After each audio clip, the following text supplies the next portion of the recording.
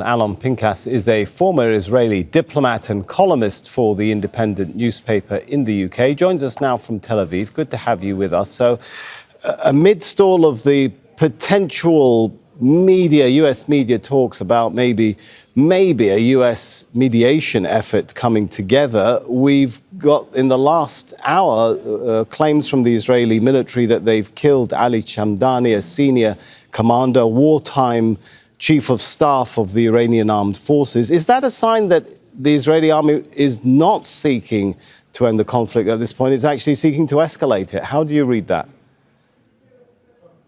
Good morning, Sami. Not necessarily. I mean, look, if there's going to be a de-escalation, it's going to come from the U.S. Whether that'll come from the U.S. or not, obviously, we don't know. And in fact, President Trump is issuing contradictory statements every day. So that remains to be seen. From an Israeli point of view, while there are no signs of de-escalation, there are also no signs of escalation. This targeted assassination, this targeted elimination of the Iranian new chief of staff is consistent with what Israel has been doing in the last 4.5, almost 5 days. And that is trying to take out the upper echelon of the Iranian Revolutionary Guard Corps and the military. I don't think that necessarily signals an escalation. How do you read the situation, the political situation of Israeli Prime Minister Netanyahu right now? Does it suit him to pursue an end to this conflict now? Well, that depends what the end is going to look like. I'm sorry for answering your question with a question of my own. Look, if it ends now in this status quo, then obviously, aside from feeling good about themselves, Israel would gain nothing. So that really depends on whether or not Iran goes back into negotiations of a nuclear deal under somewhat different conditions than it was before, than it participated in before the Israeli attack. Now, there was no question to begin with that Israel cannot take out, cannot eliminate, cannot destroy Iran's military nuclear infrastructure alone. That requires munitions and bombers and delivery systems that Israel does not have, which is why Mr. Netanyahu was so adamant, so insistent, and so focused on trying to drag the U.S. into the war. And so if it ends without this and without an agreement, then I don't know if that benefits him. So listening to what you're saying then, Alon, how critical is it in the thinking, in the mindset of Israeli military planners to get the US involved in an attack and get the US involved in an attack on some of those critical sites, particularly the Fordow site, which Israel, I don't think, has had much impact on so far? Well, it did have impact, according to the IAEA, in destroying several thousands of centrifuges in Natanz. But the big prize, quote unquote, is the heavily fortified underground facility in Fordow, just south of Tehran. Now, if you ask Israeli military planners, they will probably tell you that they'd like nothing more than for the U.S. to deliver the final blow. But they're also realistic, and they know that that may not happen necessarily. They also know, and they say that, although anonymously, that this requires a diplomatic solution, meaning a new agreement. Now, all this obviously leads, I don't know if I'm taking away whatever your questions, Sami, but all this leads to, is Israel actually thinking about regime change? Because that would be extraordinarily audacious and doomed to fail. And if Israel indeed is interested in that, then the U.S. may not be. So as far as the military planners are concerned, neutralizing most of Iran's air defenses, neutralizing most of Iran's air force, clearing the skies or opening a path for Israeli aerial activity, if that is needed in the future, is an achievement enough. Delaying the Iranian nuclear program by even a few short months is also an achievement of sorts. The military planners don't think in terms of an agreement with Iran or quote unquote regime change. And in that respect, Sami, I think they somewhat differ from Mr. Netanyahu, who's doing a lot of gloating these days. All right, so you read my mind there and picked up on some of the extra points, but taking it further then, that might be the thinking of the military planners as you see it, but looking at the statements from Netanyahu, to what extent is he fixated on the idea of not only regime change, but even killing, assassinating the supreme leader of Iran?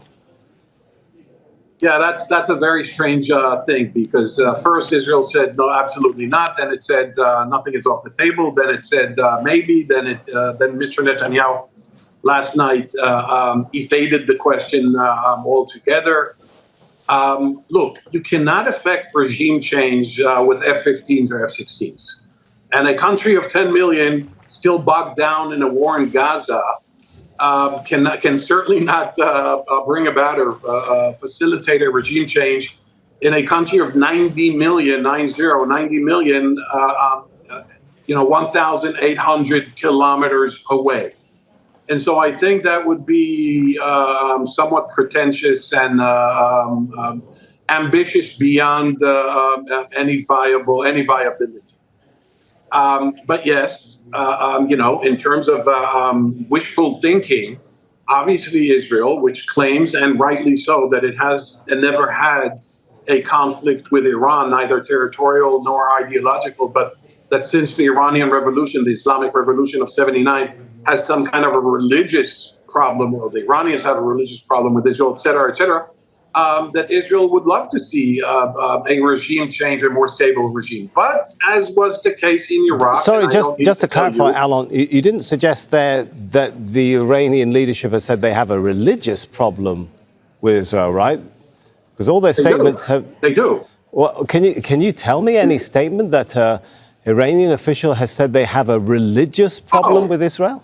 Because there's nothing on the record that I can find. For many years, they regard Judaism as heretics. Then they have a political problem with the Palestinians and so on and so forth. But if you look at relations between... No, I'm talking about the statement that they have a religious problem with Jews. They do. They claim to have. Maybe you could tell me one. They claim for years that Judaism is and that Jews are heretics, and they little Satan and so on, and that they negate the Prophet Muhammad. They have been saying that. Look, Iran and Israel have no territorial disputes. No, which Iranian official has said that they have a religious problem with Israel? Can you name one for me? Rafsanjani said it. Ahmadinejad said it. They all said it. They talked about Israel as a Zionist state disappearing from the pages of time, but that's a bit different than saying they have a religious problem with Jews, or they want to destroy Israel because they're Jews, right? You're right, but they do equate and identify Zionism with Judaism. It is true that the Iranian regime has not... Sorry, Alon, there's so many statements by Iranian officials about the Jewish minority within Iran that make it very clear they see a difference between Jews and between Zionists. My friend Sami, you're asking me questions and you're not letting me answer. You're answering them yourself. Well, I'm sorry, but I have to jump in when it gets to factual things. I'm happy to let you say your opinion. You're asking a question. Go ahead. No. I know my facts, Sami, with all due respect. I know my facts, but it doesn't matter. We're splitting the atom here, so to speak.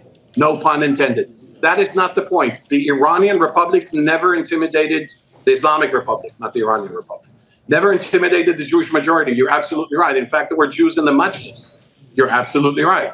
But they did, for many years, call this a religious conflict.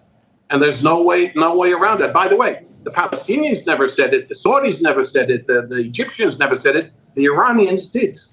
A religious conflict with Israel as a Zionist state that they see as an apartheid state is a bit different than a conflict as it sounded like you were framing it at the beginning, that they have a religious problem just because they don't like Jews, right? So that's my point of factuality, which I owe, as integrity to our audience, just to clarify facts, so we don't seem like we're getting into. Well, yeah, but Anyway. with all due respect, you're not the final arbiter of facts, and you're wrong here.